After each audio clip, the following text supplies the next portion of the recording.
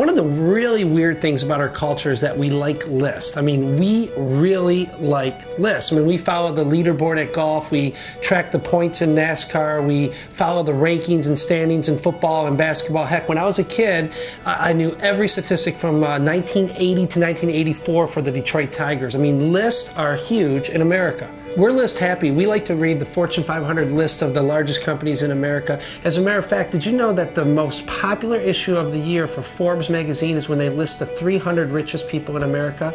Little side note, we all know that Bill Gates is the richest in America, but did you know that Michael Dell, the founder of Dell Computers, is the 8th richest man in America? And Ralph Lauren, the fashion designer, he's the 69th richest person. And get this, Ty Warner, founder of the Beanie Babies, he's the 79th richest person in America.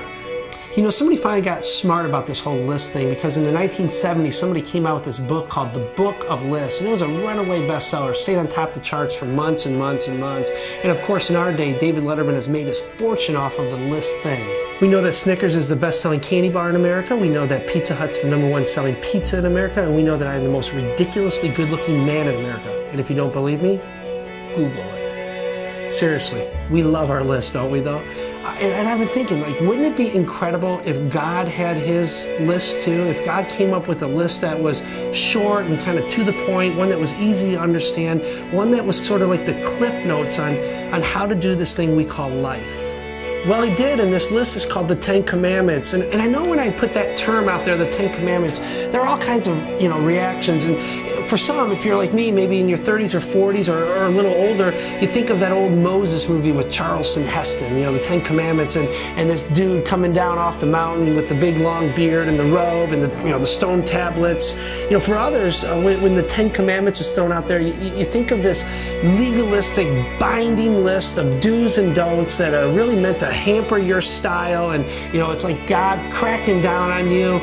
So this phrase, the 10 Commandments, really evokes some strong reactions on either side.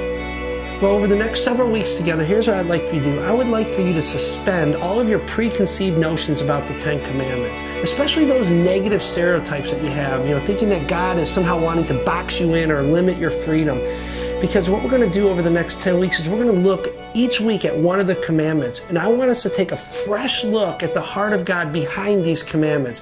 Because the more I study scriptures, the more I look at the life of Jesus, the more I am convinced that our culture, by and large, has missed the heartbeat of these commandments. Because God wants what's truly best for us in these commandments. So I'm hopeful you'll track with me over the next 10 weeks as we walk through God's Big 10.